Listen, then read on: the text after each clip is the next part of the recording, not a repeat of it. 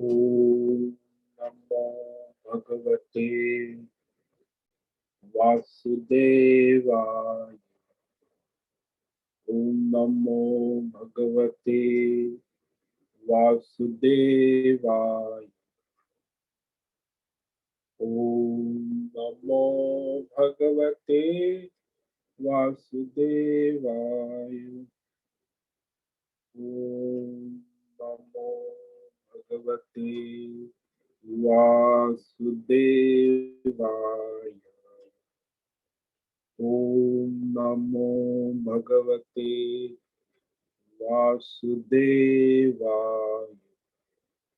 ओम नमो भगवते वासुदेवाय। ओम नमो भगवते वासुदेवाय। ओम नमो भगवते वासुदेवाय। ओम नमो भगवते वासुदेवाय। ओम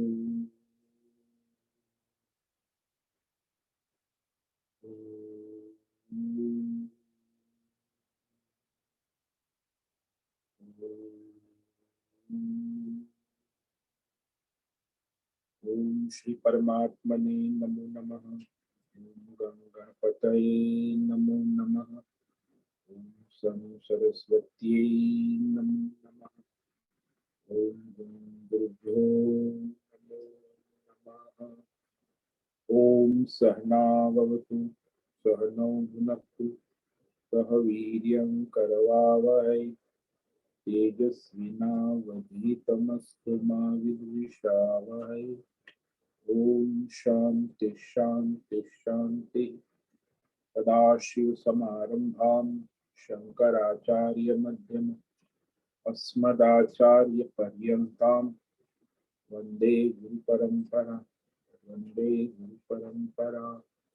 ओम पार्थाय प्रतिबोधितां भगवता नारायणेन स्वयं व्यासेन ग्रथितां पुराण मध्ये महाभारत अद्वैतामृतवर्षिणीं भगवतीम् अष्टादशाध्यायिनीम् अम्ब त्वामनुसन्दधामि भगवते भवद्वेषिणि वसुदेवसुतं देवं कंसचाणूरमर्दनम् देवकी परमानन्दं कृष्णं वन्दे जगद्गुरुं।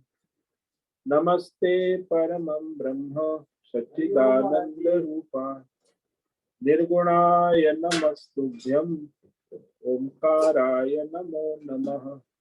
सर्वे दुर्गाणि तरन्तु सर्वे भद्राणि पश्यन्तु सर्वे सद्बुद्धिमाप्नोतु सर्वे सर्वत्र नंदतु। ओम तत्सत। ओम ओम ओम।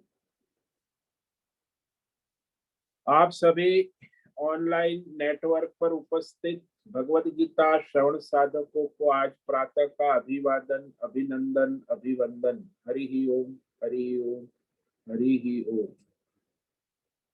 हम सबको आज का यह दिव्य दिन तन मन धन जन देश काल विषय वस्तु परिस्थिति अवस्था अध्यात्म भौतिक दैविक क्षेत्र व्यष्टि समष्टि सभी को अपने अपने पूर्व में अनंत जन्मों में किए हुए संचित पाप पुण्य धर्म अधर्म मिश्र कर्मों के पके हुए फल स्वरूप में वर्तमान में आज अपने अपने प्रारब्ध अनुसार परमेश्वरीय योग माया के माध्यम से प्रसाद स्वरूप में प्राप्त हुआ है।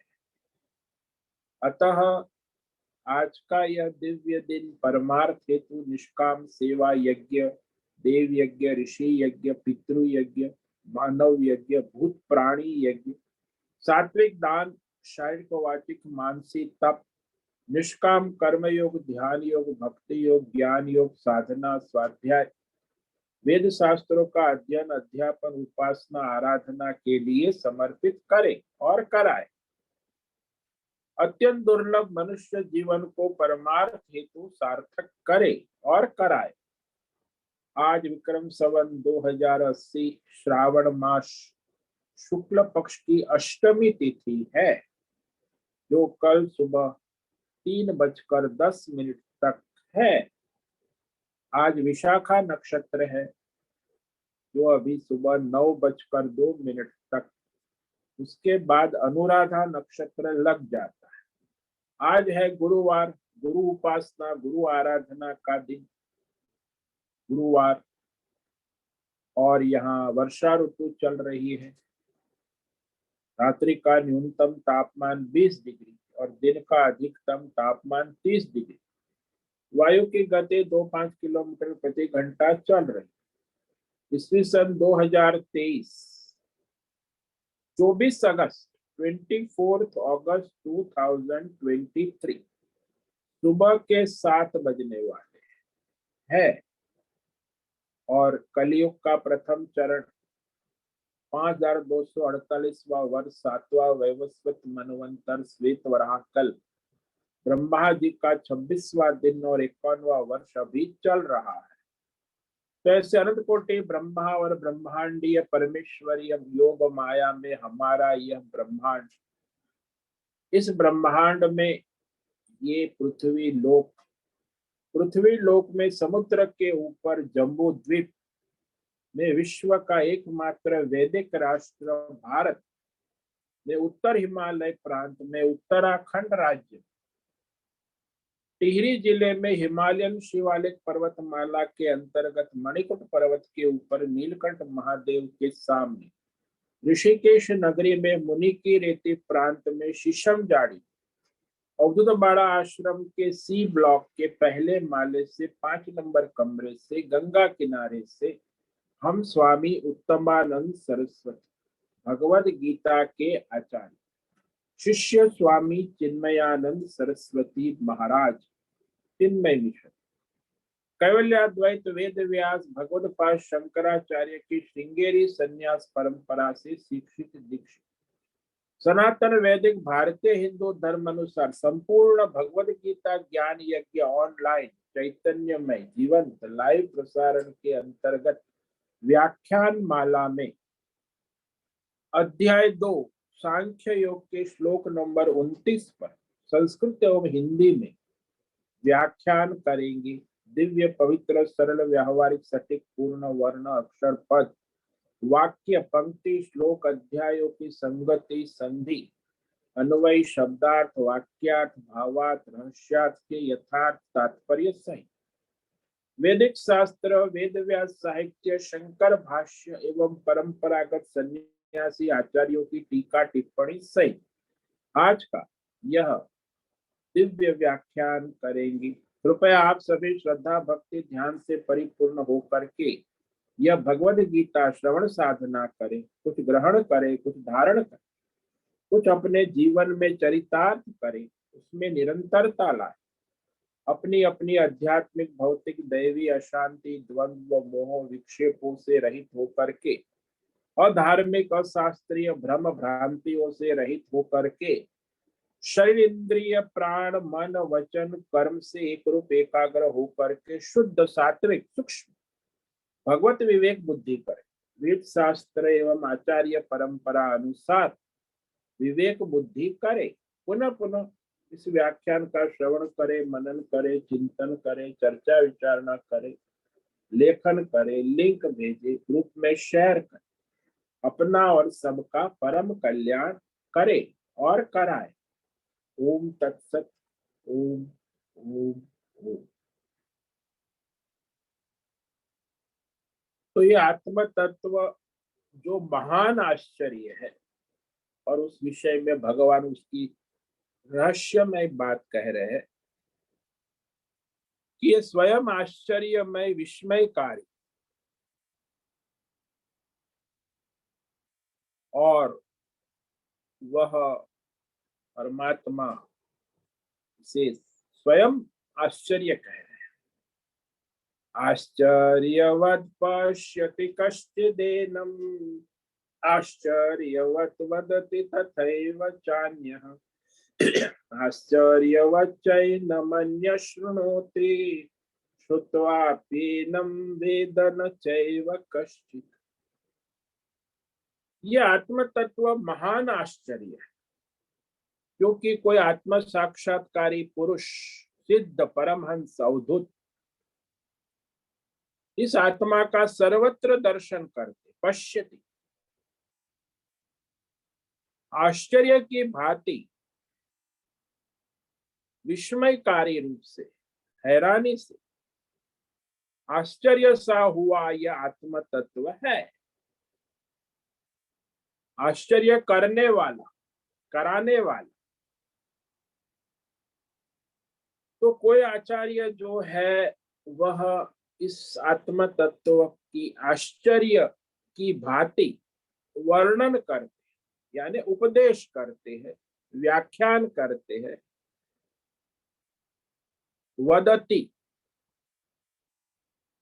च अन्य एनम आश्चर्यवत् शृणु।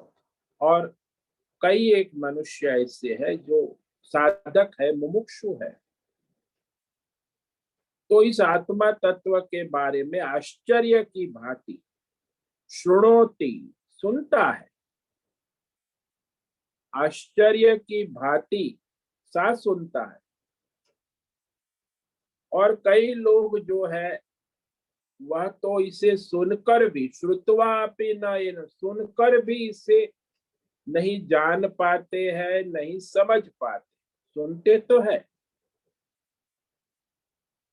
तो यहाँ भगवान आगे यह कहते हैं कि आत्मा को देखकर, सुनकर और उसे दूसरे को बताकर, लेकिन वेद न चैव कश्चित्, कोई तो उसे जानता ही नहीं। हाँ, बोलता है कि सब भगवान का है, सब भगवान है, सब कुछ परमात्मा है, मैं शास्त्र श्रवण किया है, समझता भी है। उसका मतलब है कि फिर भी उसे साक्षात आत्मबोध नहीं हुआ है, सुनकर भी नहीं जान पाता है। ये जो आत्मज्ञान के विषय में ऐसा बहुत सुनने में आता है। कई बार साधक लोग कहते हैं कि महाराज समझते हैं, जानते हैं, फिर भी इस आत्मा का अनुभव क्यों नहीं होता है। ये सबसे बड़ा प्रश्न है साधकों का, महाप्रश्न, कि हम सुनते हैं, समझते हैं, सब जानते हैं, तो भी फिर इस आत्मा तत्व का अनुभव क्यों नहीं होता है। भगवान भी कहते, सुनते हैं, समझते, पर अनुभव नहीं होता। क्यों नहीं होता?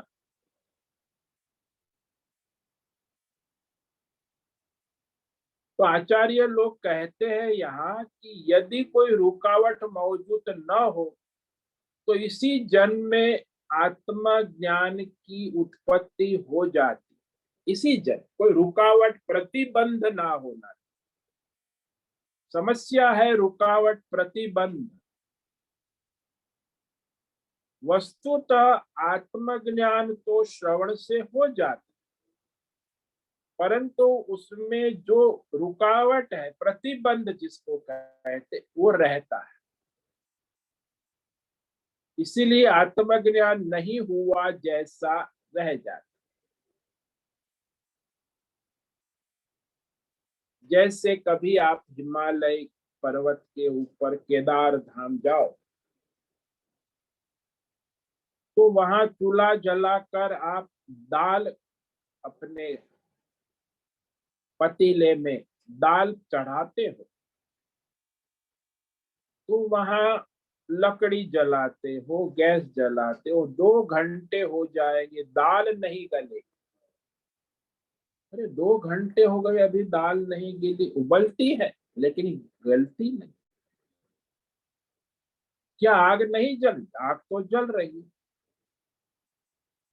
अंगुली डाल के देखो तो जल जाओ, परंतु दाल नहीं गल रही। मतलब दाल उबल रही है, क्योंकि प्रतिबंध या रुकावट है। क्यों? कि वहां हिमालय में 11,000 फीट ऊपर केदार धाम में वायु का कम दबाव, वो वायु का कम दबाव है, दाल को गलने में रुकावट डालता है। ये प्रतिबंध। जल का भी स्वभाव है, जल बहता है। तुम बांध बना दो, सीमेंट कंक्रीट का, ईंटों का बना दिया, तो जल बहने वाला नहीं रहा। हालांकि जल का स्वभाव बहना है। हमने बांध बना दिया तो क्या जल बहने वाला नहीं? वो बहेगा।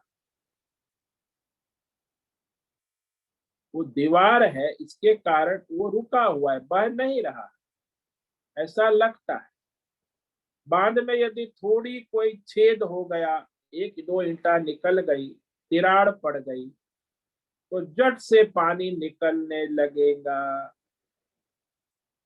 पानी का स्वभाव बहना तो स्वाभाविक, वो बहता है, परंतु रुकावट के कारण वह बह नहीं सकता।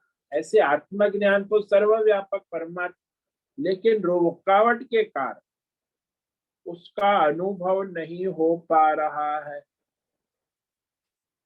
भाई, वेद, उपनिषद, शास्त्र, भगवद गीता, आत्मज्ञान भगवान के मुख से श्रवण करते हैं।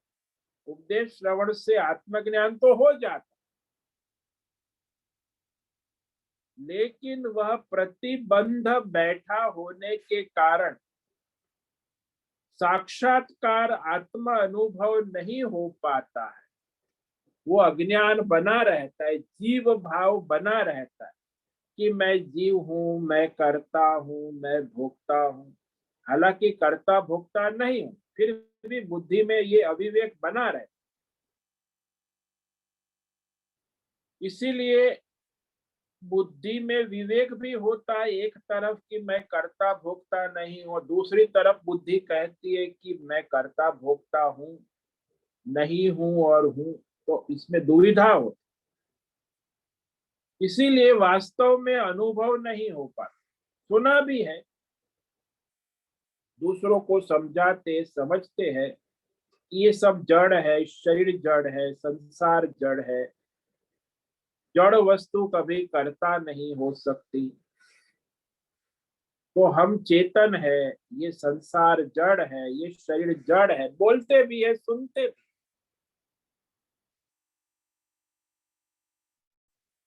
ये सब समझ में आता है, फिर भी अनुभव में नहीं आता। पर हमारी काशी में बड़े बड़े विद्वान आत्मज्ञानी पंडित रहते हैं।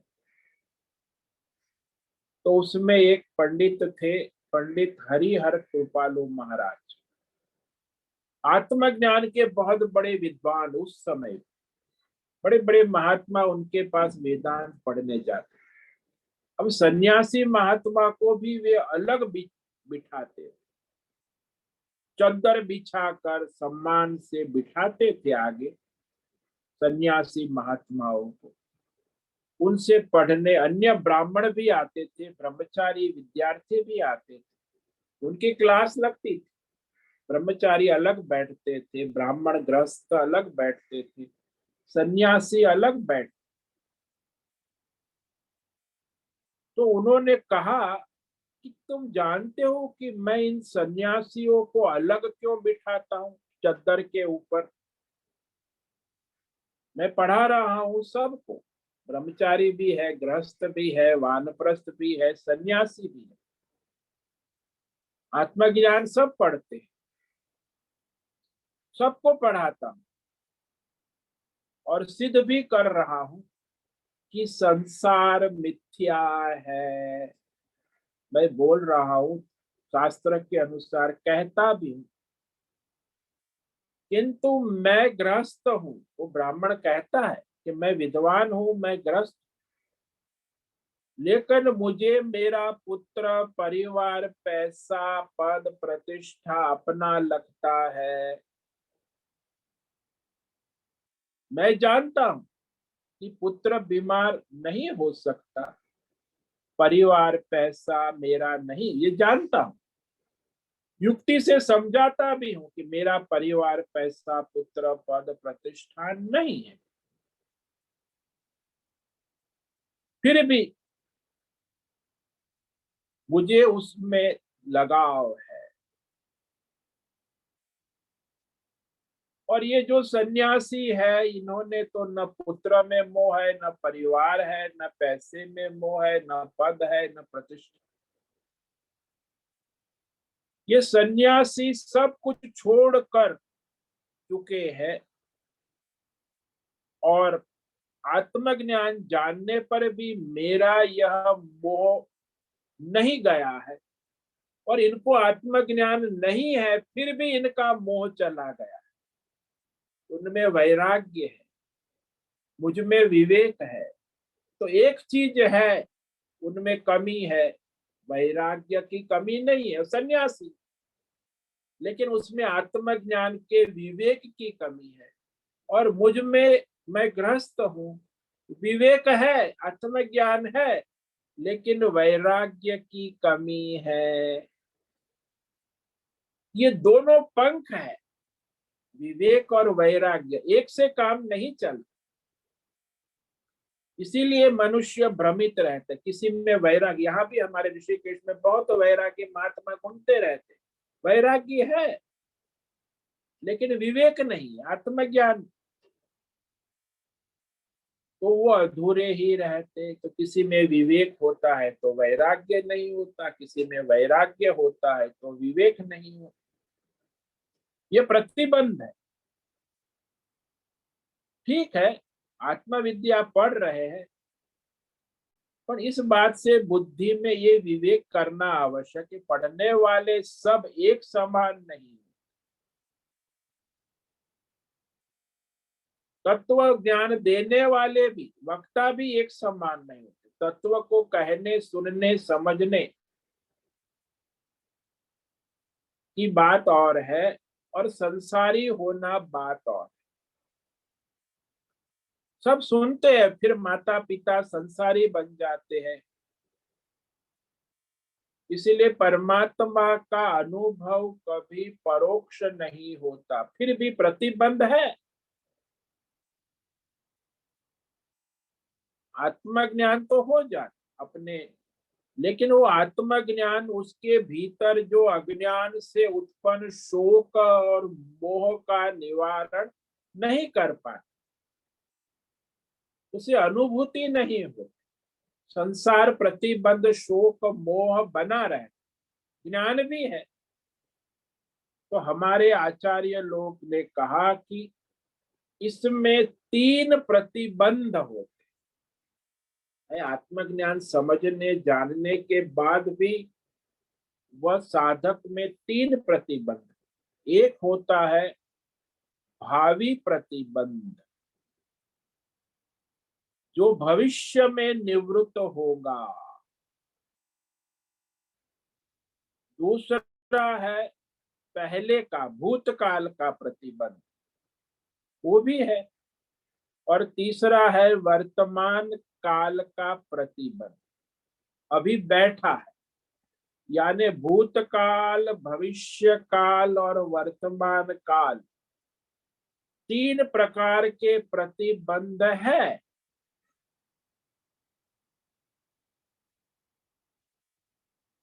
तो भूतकाल का प्रतिबंध, भविष्य का और वर्तमान। अब भविष्य का प्रतिबंध जो है वो सृष्टि के सर्जन करने वाले ब्रह्मा का है। सृष्टि सर्जन कौन करता है? तो कहा कि वह जीव ने इस कल्प के अंदर सबसे ज्यादा कर्म यज्ञ किए हैं, श्रेष्ठ उपासना की है, उसके फल स्वरूप वो ब्रह्मा बनता है, सृष्टि का सृष्टा, क्योंकि उसके यज्ञ कर्म और उपासना सबसे अधिक है ना, श्रेष्ठ। तो मनुष्य में, जीवों में सबसे ज्यादा जिसने उपासना की है, यज्ञ किए हैं, वही अगली सृष्टि में ब्रह्मा बनता है। सृष्टा जीव है ना,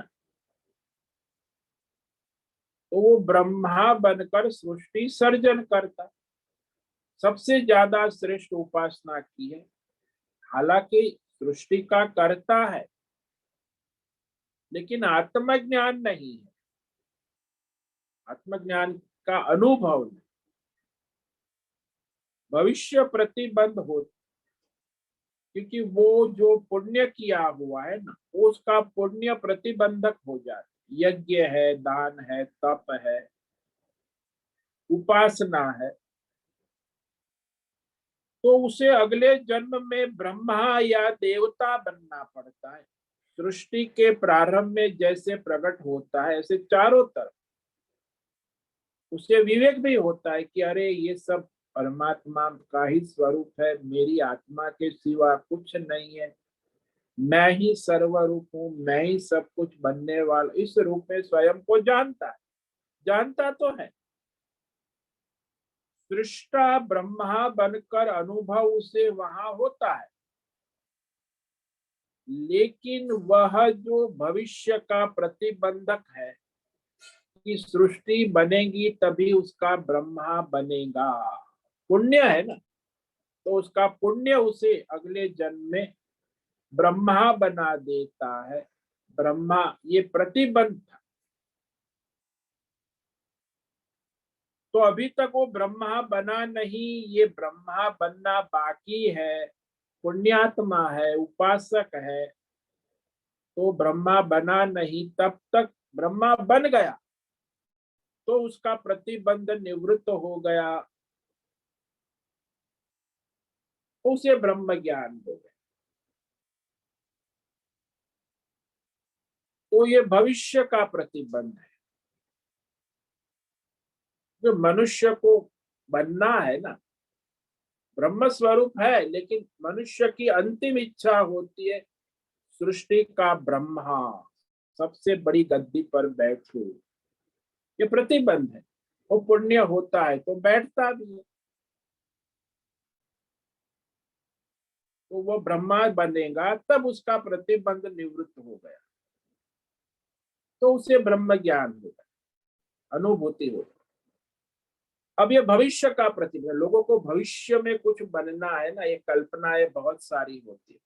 भविष्य की अंतिम कल्पना है कि ब्रह्मा जी बनना, ये अंतिम इच्छा होती है जीव की, जीव, और वो बनता है पुण्य से, कर्म से, उपास। अब भूतकाल का प्रतिबंध है जो वामदेव ऋषि का था। वेद कहता है कि गर्भ में होते हुए भी वामदेव को आत्मज्ञान हो गया। वह कैसे हो सकता? क्योंकि वो पूर्व जन्म में उन्होंने बहुत ही सत्संग किया आत्मज्ञान का, ऋषियों के मुख से आत्मज्ञान का श्रवण किया, मनन किया, चिंतन किया था, और आत्म शब्द को अच्छी तरह समझ भी लिया, परमात्मा को जान लिया। परंतु उसके कुछ पाप ऐसे होते हैं जिनको अगला जन्म देता है, तो उसमें पाप प्रतिबंधक था एक जन्म। तो प्रतिबंध केवल पाप ही नहीं, पुण्य भी प्रतिबंध होता है। तो उसके पाप और उसके पुण्य वो प्रतिबंध हो जाते हैं। इसीलिए मनुष्य को ये पाप और पुण्य है, वो दोनों को छोड़ने को कहा जाता है। पुण्य है तो आप देवता बनोगे, ब्रह्मा बनोगे, लेकिन आत्म स्वरूप में नहीं हो, आत्मा परमात्मा नहीं बनोगे। और पाप है तो वो आपको अनेक मनुष्य जन्म देंगे, अगले 2-3 जन्म। तो पुण्य भी प्रतिबंध हो गया और पाप भी प्रतिबंध। इसलिए वामदेव का कुछ पाप था तो उसे एक जन्म गर्भ में अपने पाप भोगने आना पड़ा, और उस पाप के कारण उसे गर्भ में ही पाप का क्षय हो गया और उसे आत्मज्ञान सिद्ध हो गया।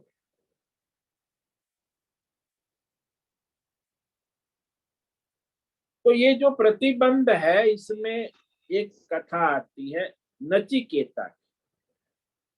नचिकेता को तीव्र वैराग्य हो गया। यमराज ने उसे आत्मज्ञान का उपदेश किया। यमराज ने कहा नचिकेता को, तू बड़ा भाग्यशाली है, और मैं आज यमराज हूं, आत्मज्ञानी हूं, फिर भी मैंने कुछ पुण्य कर्म किए हैं, उपासना की है, इसीलिए मुझे यमराज का पद प्राप्त हुआ है, मेरे पुण्य कर्मों के फल स्वरूप। और इसी यमराज के पद से मुझे आत्मज्ञान भी हुआ है। अब मैं जानता हूं कि यह अमरराज का पद, यमराज का जो पद है वो मिथ्या है, सत्य नहीं। लेकिन पहले मुझे बड़ा पुण्य करने का शौक था, धर्म किया, तो मुझे राजा बनने की इच्छा, तो मैं यमराज बन, पुण्य के फल से, उपासना से। अब ज्ञान हो गया कि अरे ये तो मिथ्या है, लेकिन अब मैं बन गया यमराज, राजा। परंतु उस पुण्य के फल स्वरूप अभी भी मैं यमराज के पद पर बैठा हूं। तो जब तक सृष्टि रहेगी तब तक मुझे यमराज के पद पर बैठना होगा, तब जाके मैं आत्म स्वरूप में स्थित हो पाऊंगा, क्योंकि ये मेरा पद सृष्टि के अंत तक रहेगा। तो यमराज आत्मज्ञानी होने के बाद भी सृष्टि के अंत में मुक्त हो, देवता है, और नचिकेता को आत्मज्ञान दे रहे हैं। परंतु साथ में कह रहे नचिकेता, तुम बड़े भाग्यशाली, तुम मुमुक्षु हो, विवेक वैराग्यवान हो, तुम्हें कोई प्रलोभन स्वीकार नहीं किया, यहाँ तक कि ब्रह्मा जी का पद भी तुमने स्वीकार नहीं।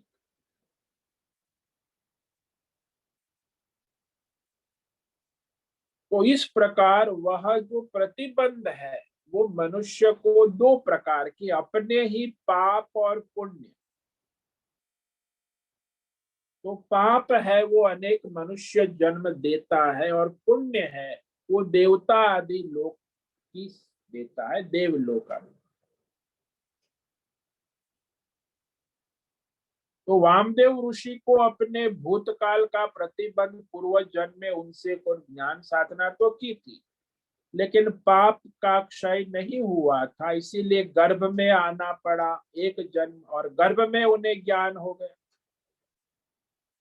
तो कोई पाप ऐसे होते हैं जो एक जन्म में नष्ट हुए, कई पाप को 3 जन्म दिला।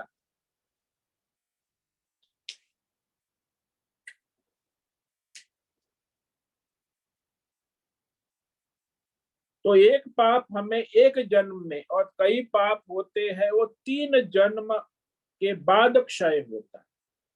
तो पाप फल का प्रारंभ कर चुकने पर दूसरे जन्म में उन्हें आत्मज्ञान संपन्न हो जाता है, ज्ञान।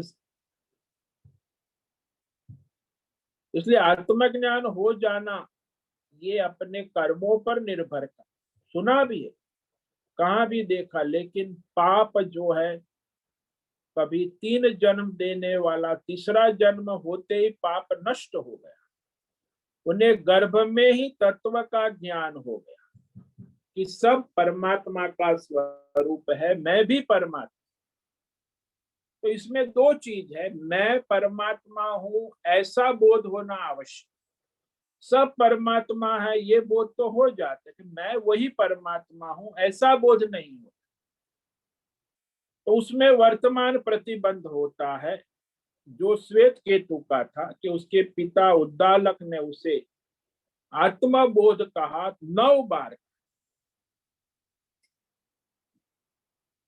तो 9 बार उसे कहना पड़ा कि तुम वो परमात्मा हो। बाद में वो श्वेत केतु है, उसे 9 बार समझाने के बाद उसे समझ में आया कि ये सब परमात्मा है और मैं भी परमात्मा ही।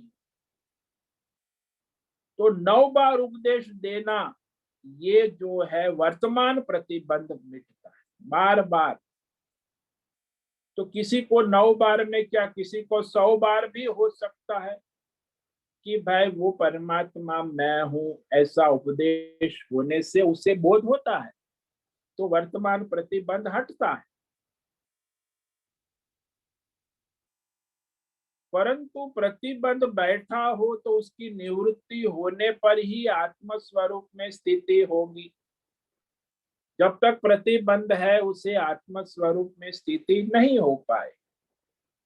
जैसे कहानी, केदार धाम हिमालय में दाल उबाल रहे हैं, लेकिन उबल नहीं रही है, पक नहीं रही है, तो मानना पड़ेगा कि कोई प्रतिबंध है जिस कारण दाल नहीं उबल रही, नहीं पक रही, वहां उसका प्रतिबंध है।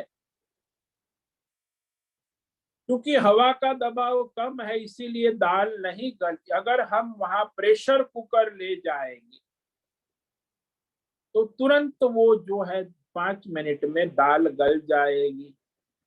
प्रेशर कुकर में दबाव बढ़ जाए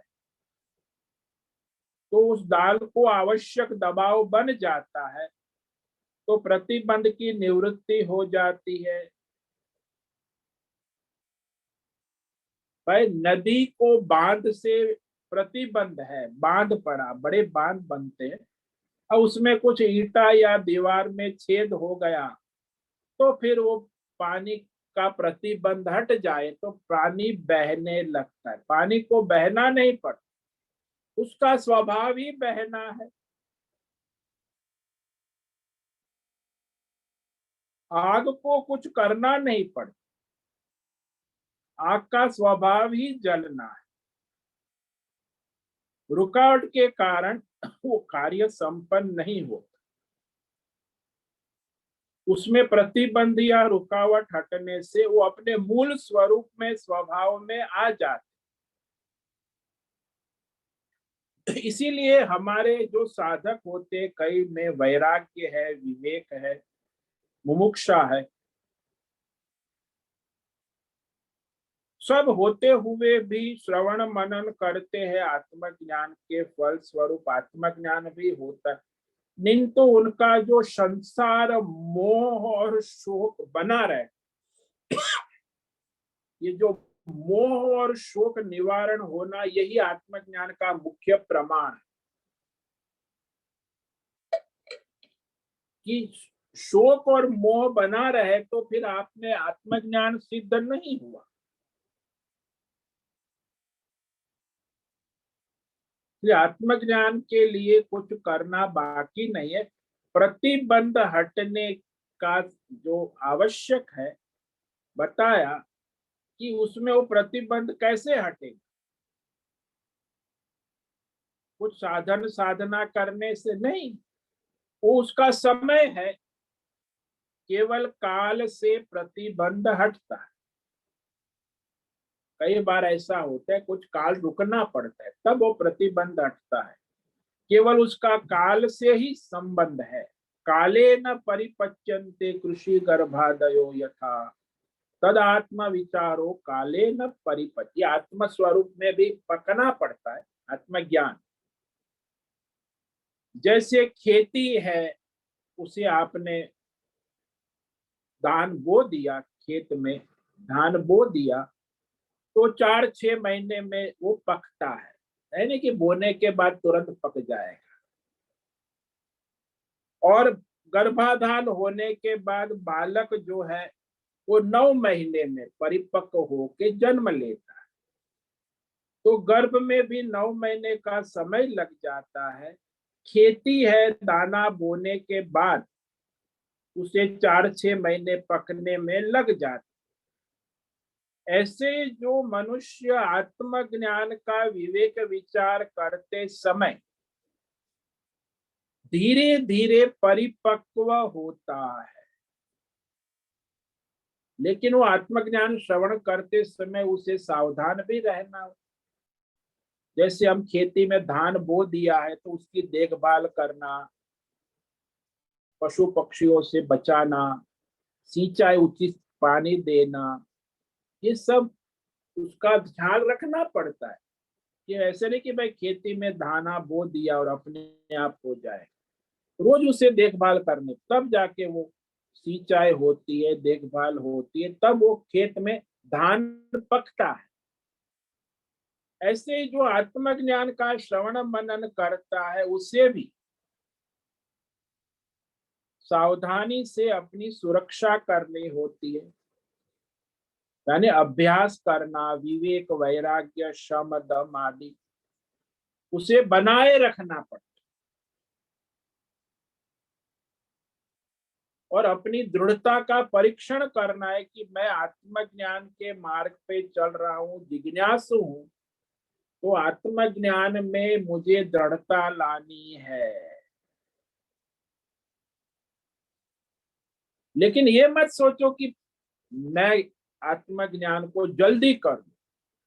बहुत लोग परीक्षण करने लगते कि अब आत्मज्ञान हुआ कि नहीं। आप स्वयं परीक्षण मत करो। अब किसान है, बीज को खोद कर बीज में अंकुर निकला कि नहीं देखेगा तो खेती नहीं होगी। तो विवेक रखो, अपने समय स्वयं जो है वो फलित होता है बीज। ऐसे ही आत्मज्ञान भी अपने समय से स्वयं फलित होता है। और आत्मज्ञान फलित हुआ उसका प्रमाण क्या है? बोले उसका प्रमाण है शोक मोह निवृत्ति। स्वयं अनुभव होगा कि उसका मोह और शोक निवृत्त हो गया है। जब हमारा मोह और शोक निवृत्त हो गया तो आत्मज्ञान फलित हो गया। तो उस आत्मज्ञान में दृढ़ता लाने के लिए, दृढ़ता को प्राप्त करने के लिए काल अपेक्षित होता है। इसमें भी भूतकाल का प्रतिबंध, भविष्य का प्रतिबंध और वर्तमान का प्रतिबंध। तो पहले किए हुए जो संचित कर्म के कारण वो बाधा रूप बनते हैं, संचित कर्म पाप और पुण्य दोनों। इसीलिए हम उसमें कुछ नहीं कर सकते। किए हुए कर्म जब प्रारब्ध रूप में फलित हो रहे हैं तो वर्तमान प्रतिबंध जो है उसमें तो बार बार श्रवण करने से वो दूर हो जाए। लेकिन भूतकाल और भविष्य का प्रतिबंध जो है, पाप पुण्य जो प्रारब्ध रूप में चल रहे हैं, वो प्रतिबंध अपने काल से निवृत्त होते हैं। इसीलिए सबका प्रारब्ध एक समान नहीं है, क्योंकि हमने किए हुए पाप पुण्य जो पक गए हैं, वर्तमान में प्रारब्ध रूप में गतिशील हो गए हैं, उसे भोग कर ही तो शांत होंगे। वो भी प्रतिबंध बनते हैं। इसीलिए भगवान ने इस श्लोक में कहा श्रुत्वाप्येनं वेद न चैव कश्चित्। श्रवण मनन करने से, समझने से, जानने से भी अनुभव क्यों नहीं होता, इस प्रश्न का उत्तर दिया। कई लोग कहते, बहुत बड़ा प्रश्न है साधकों का, कि हम सुनते हैं, समझते हैं, जानते हैं, लेकिन अनुभव में नहीं आता। हमारा शोक मोह का निवारण नहीं हो पा रहा है, क्योंकि ये प्रतिबंध नहीं हटेगा तब तक वो आत्म साक्षात्कार नहीं होगा। और ये जो भूतकाल का प्रतिबंध है, भावी भविष्य काल का प्रतिबंध है, वो हटाना हमारे हाथ में नहीं, क्योंकि हमने पहले किए हुए पाप पुण्य कर्म है, वो फल का भोग देने के लिए तैयार हो प्रारब्ध रूप में वर्तमान। और पाप पुण्य कर्म का फल भोग कर ही तो शांत होगा।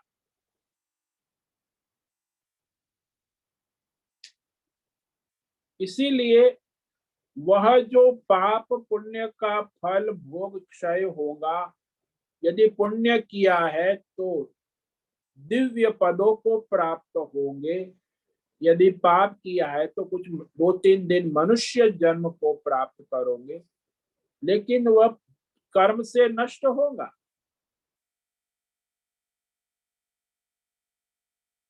तो आत्मज्ञान तो है,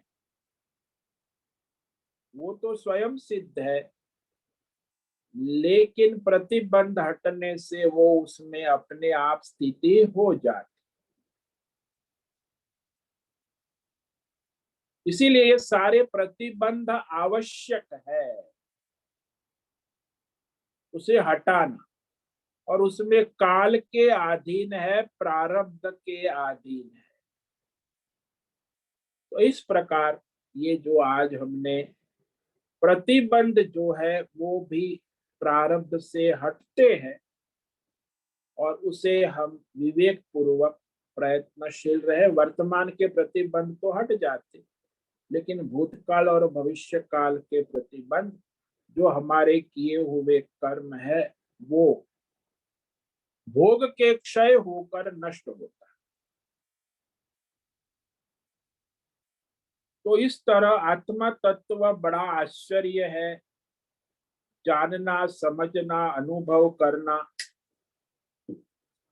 रहस्यमय।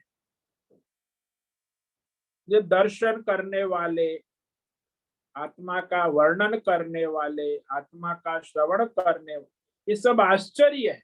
ये स्पष्ट कर अब भगवान जो है, ये जो आत्मज्ञान का उपदेश है उसका उपसंहार कर,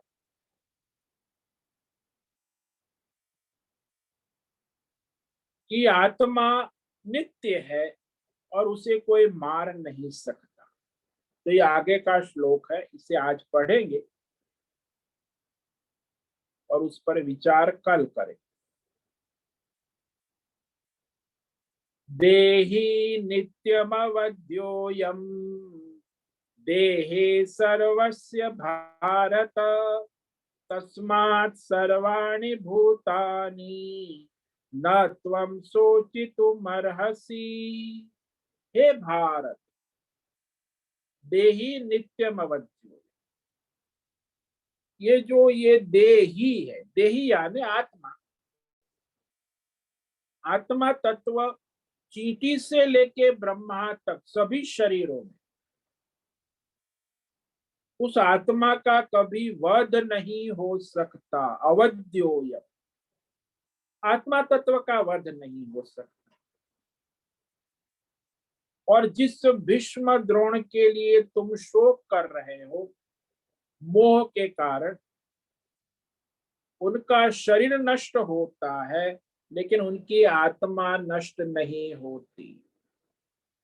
और सूक्ष्म शरीर भी है, यदि उनके कर्म है तो सूक्ष्म शरीर भी नष्ट नहीं होता, वो अगला शरीर धारण करता है, पुनर्जन्म हो। इसीलिए दो अर्थ हो गए। एक सूक्ष्म शरीर जो है, शरीर के मारे जाने पर सूक्ष्म शरीर का नाश नहीं, वो तो अज्ञान से बना है। और आत्मा ज्ञान हो गया है, वो आत्मा का भी नाश नहीं होता।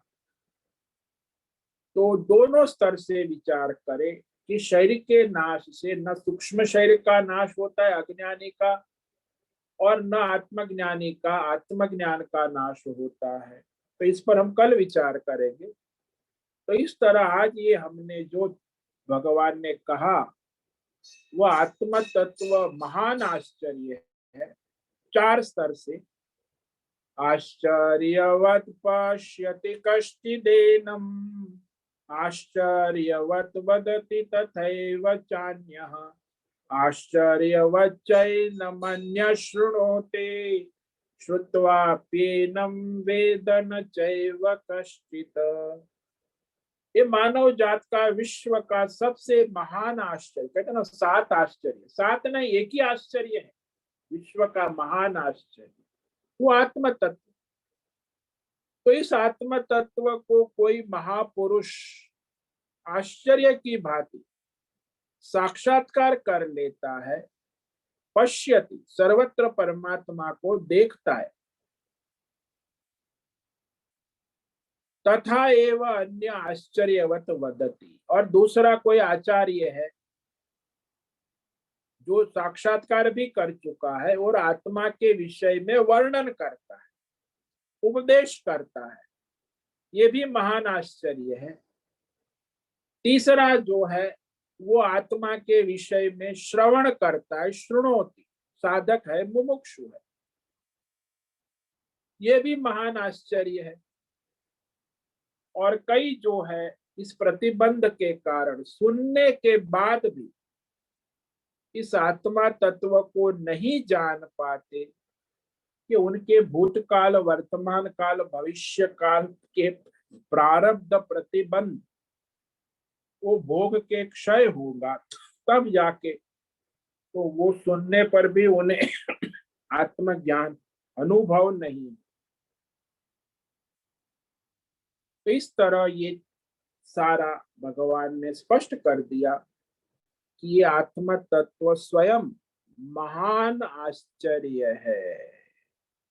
ओम नमो नारायणाय, ओम नमो नारायणाय, ओम नमो नारायणाय, ओम नमो नारायणाय, ओम नमो नारायणाय। कायेन वाचा मनसेन्द्रियैर्वा बुद्ध्यात्मना वा प्रकृते स्वभावा करोमि यद्यत् सकलं परस्मै नारायणायेति समर्पयामि। ओम सर्वे भवन्तु सुखिनः, सर्वे सन्तु निरामयाः, सर्वे भद्राणि पश्यन्तु, मा कश्चित् दुःखमाप्नुयात्। अस्तु मा सद्गमय, तमसो मा ज्योतिर्गमय, मृत्योर्मा अमृतंगमय।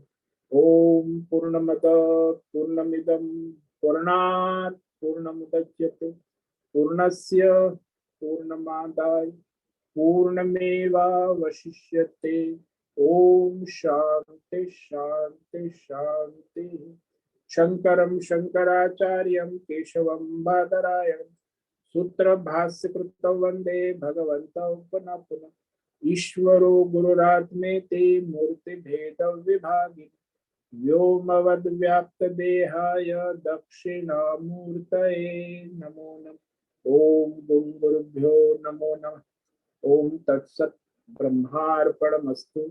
ओम ओम ओम।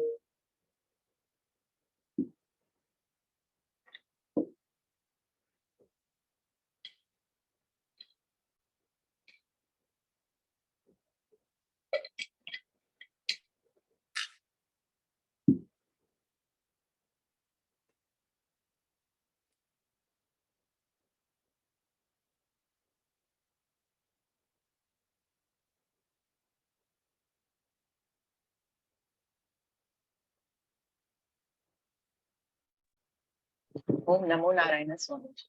ओम नमः। बोलो उषा। स्वामी जी, ये जो आपने कहा पाप का क्षय होने तक रहता है यही जन्म में, प्रारब्ध है, वर्तमान में है ना। हाँ, तो पुण्य का भी ऐसे ही है जैसे हाँ, उसका भी क्षय होने यमराज, का। जैसे यमराज का आपने दृष्टांत दिया हाँ था ना, हाँ, वैसे यमराज का। मनुष्य में भी वैसे ही है। हाँ जी, हाँ जी, मनुष्य में भी उसका पाप और पुण्य का क्षय होना आवश्यक। तो पाप और कि हम पुण्य प्रतिबंध रूप में आ जाते हैं। पर वो हमें पूरा जन्म में भोगना ही पड़ेगा। हाँ, तो उसमें इसलिए तो एक दो जन्म भी हो जाते। यमराज को भी देखो, वो हाँ, आत्मज्ञानी है, फिर भी वो अपनी गद्दी जान गए कि ये सब मिथ्या है, फिर भी वो अपनी यमराज की गद्दी छोड़ नहीं सकते जब तक प्रलय हाँ, नहीं होगा सृष्टि का। क्योंकि अपने पुण्य से वो यमराज बन गए, लेकिन अब वो उन्हें ज्ञान भी हो गया, लेकिन अब वो प्रतिबंध है। तो भले ही आत्मज्ञान हो जाए फिर भी हमें वो क्षय होने तक हमें रुकना ही पड़ेगा, है ना। मतलब एक दो जन्म जो भी है। वो तो किसी का कर्म है, प्रारब्ध, पाप पुण्य प्रारब्ध का क्षय हो गया तो वो तो अपने आप आत्मस्वरूप में स्थित हो जाएगा। आप कितने 1 जन्म 2 जन्म 3 जन्म वो कह नहीं सकते, किसी जन्म में भी हो सकता है जिसका क्षय हो गया। जैसे नचिकेता है, हाँ नचिकेता का प्रारब्ध जो है वो उसे कोई पाप पुण्य का प्रतिबंध नहीं है, उसे आत्मज्ञान हो गया।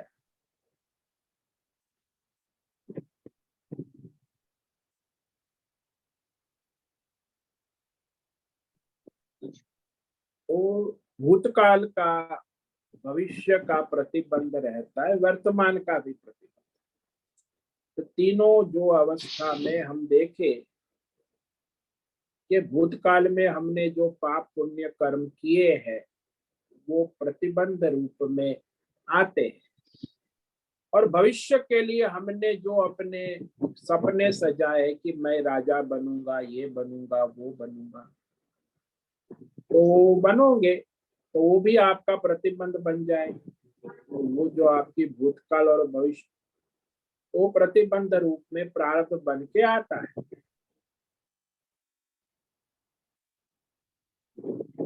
यदि वो प्रतिबंध नहीं है पाप पुण्य का, और वर्तमान में आपको बोध नहीं हो रहा है, तो वो बार बार आत्मज्ञान श्रवण करने से वो प्रतिबंध दूर हो जाता है।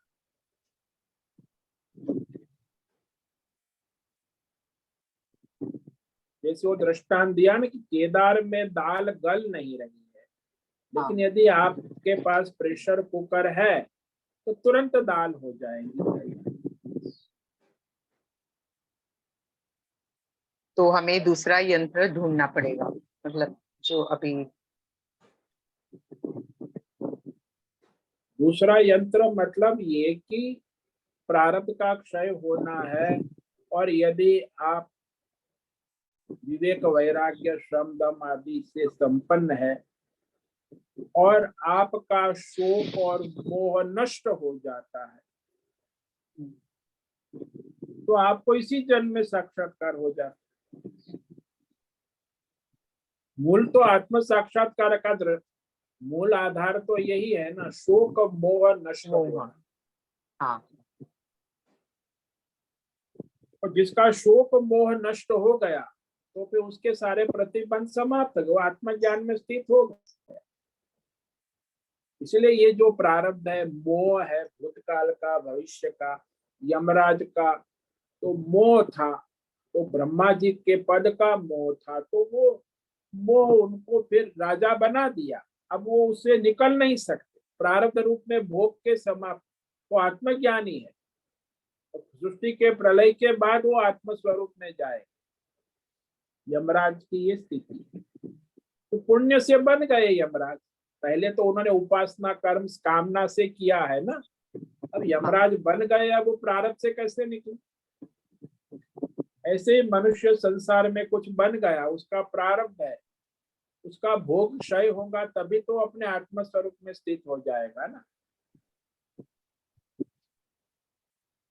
तो काशी के पंडित का एग्जाम्पल दिया ना, जो पंडित जी का प्रारब्ध है, हाँ तो वो आत्मज्ञानी, लेकिन उसमें विवेक है, वैराग्य, किसी में वैराग्य है, सन्यासी लोग उसके पास सुनने आते हैं तो वो उसका सम्मान करता है, भाई उसमें वैराग्य है लेकिन विवेक नहीं, आत्मा अनात्मा। तो ये दोनों का तालमेल होना आवश्यक। आत्मा अनात्मा का विवेक होने से भी ज्ञान नहीं होगा, और ये शोक मोह का वैराग्य विवेक होगा। मोह का वैराग्य, वैराग्य यानी क्या, मोह का नाश होना। तो वैराग्य है तो उसे आत्म स्वरूप में स्थिति हो जाएगी, तो आत्मा अनात्मा विवेक तुरंत काम करेगा। वो प्रेशर कुकर हो गया ना। प्रेशर कुकर क्या है, वो वैराग्य है, मोह हटा, वैराग्य है दृढ़, और विवेक है, वो योग्यता बन जाती है।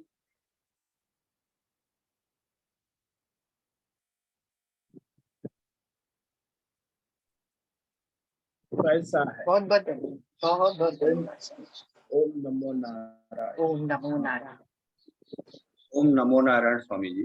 हाँ बोलो शर्मा जी। स्वामी जी, जैसे आपने अभी बताया कि प्रारब्ध जो है वो संचित कर्म जो पहले किए उसके अनुसार है। तो जो प्रारब्ध से कर्म हो रहे हैं वो उस पर अधिकार किसका है, जो जीव है या फिर जो संचित कर्म है? क्योंकि जैसे आपने कहा उसको वैराग्य है और उसको अगर विवेक है, विवेक होता है, तो वो विवेक भी तो फिर कर्म के प्रारब्ध से ही होगा। क्योंकि जब तक उसके वो क्षय नहीं होता तब तक उसको फिर वैराग्य भी नहीं होगा, वो मोह और जो लोभ है वो भी समाप्त नहीं होगा। तो कर्म पर अधिकार फिर किसका रह जाता? तो प्रारब्ध का रहेगा ना, उसका प्रारब्ध है उसी अनुसार चलेगा। क्योंकि जो पका हुआ है ना, वर्तमान जन्म हो चुका है, प्रारब्ध चल रहा है, उसी प्रारब्ध कर्म का अधिकार रहेगा। उस प्रारब्ध कर्म के अनुसार वो अपना प्रयत्न कर सकता है। नहीं वही स्वामी जी, थोड़ा उसी पर संशय आ जाता है थोड़ा सा सोचना कि मैं जो कर्म कर रहा हूँ, पाप है पुण्य है, अ, तो वो मैं प्रारब्ध अनुसार ही कर रहा हूँ। और अगर चाह करके भी मैं उसको बदल नहीं सकता, क्योंकि जो प्रारब्ध है वो तो होकर रहेगा, वो मुझे करना ही पड़ेगा। तो फिर वो मुक्ति वाला सिचुएशन कब आती है? क्योंकि आज भी अगर मैं माना पाप करता हूँ तो फिर मैं ये सोचता हूँ ये प्रारब्ध अनुसार है, संचित कर्मों का फल है, तो इसका फल फिर मुझे अगले जन्म या अगले जो प्रारब्ध होगा, जो भविष्य के कर्म है, भविष्य का फल है, उसमें है। तो वो मुक्ति का मार्ग जो है, वो विवेक, वो कैसे जागृत हो?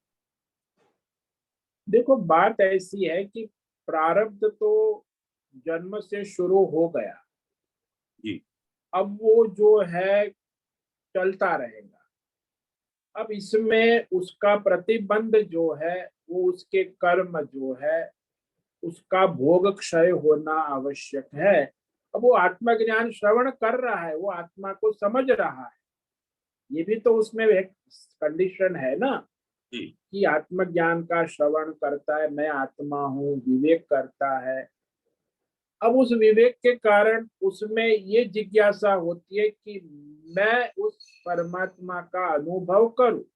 समझ तो रहा हूं, ये तो बहुत समझते हैं, अनुभव क्यों नहीं होता, ये प्रश्न होता है ना। इसीलिए क्यों नहीं होता, इसमें एक कहा कि रुकावट जो है वह किसी जन्म की नहीं है।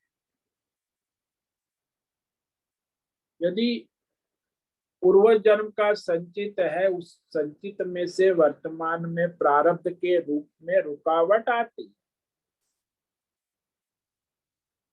आत्मा विद्या की उत्पत्ति तो हो जाती, श्रवण से होती है, लेकिन ये जो प्रारब्ध है उसका प्रतिबंध बैठा है ना, इसीलिए उसे विवेक करना होगा कि भाई मैं इसमें, समय है इसमें, फिर आप कुछ नहीं कर सकते। Time is the only factor जो इसका इलाज करे। जैसे वो दृष्टांत दिया कि वो घास, धान बोया है तो वो 4-6 महीने में पकेगा, अब आप उसमें इस तुरंत नहीं पका सकते। तो वो जो है बच्चा है, 9 महीने में ही उसका पकेगा, वो जन्म लेगा। वैसे ही फिर वो साधक का वही हाल होता है कि वो प्रारब्ध पकने से वो अपने आप वो आत्मा स्वरूप में स्थित हो जाता है।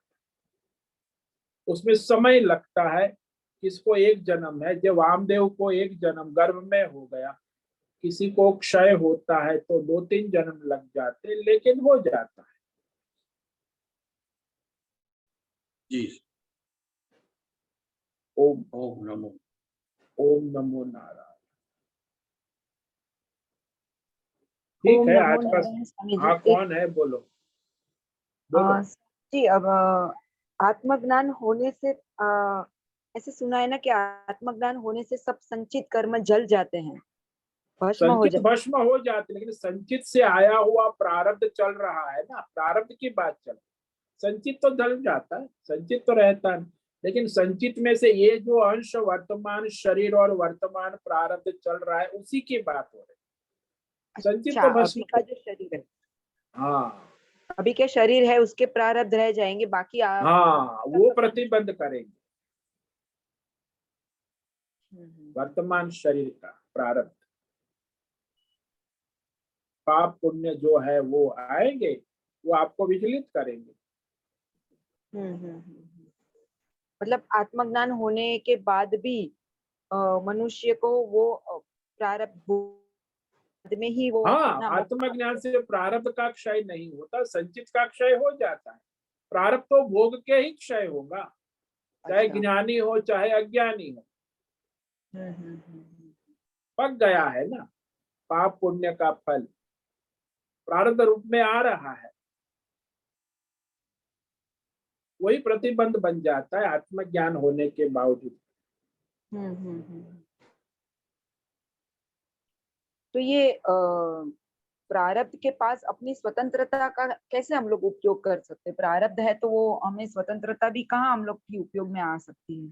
तो प्रारब्ध के अनुसार ही आप कुछ प्रयत्न कर सकते हैं, बाकी जो भोग तो भोग के ही क्षय होगा, आपकी स्वतंत्रता कुछ है ही नहीं, वो तो ऑलरेडी डिसाइड हो गया है। तो अभी ये जो हमारे ये हम लोग सत्संग सुन रहे हैं, ये सब कर रहे हैं, वो भी हमारे प्रारब्ध के अनुसार ही है सब। हाँ, प्रारब्ध के अनुसार ही होता है। तो उसमें हमारा विवेक हमें कैसे रखना है कि अभी के जो कर्म है वो हमें निष्काम भाव से करने हैं। हाँ, अभी ईश्वर परमात्मा समर्पित भाव से रहना, नहीं तो फिर नया संचित खड़ा हो जाएगा प्रारब्ध।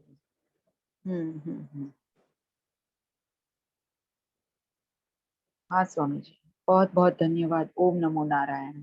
ओम नमो नारायण। ठीक है, आज का समय पूरा हो रहा है।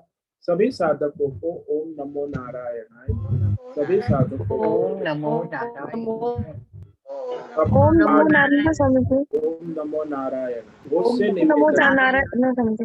ओम नमो नारायण। आज का सत्संग पूर्ण करें। ओम नमो नारायण।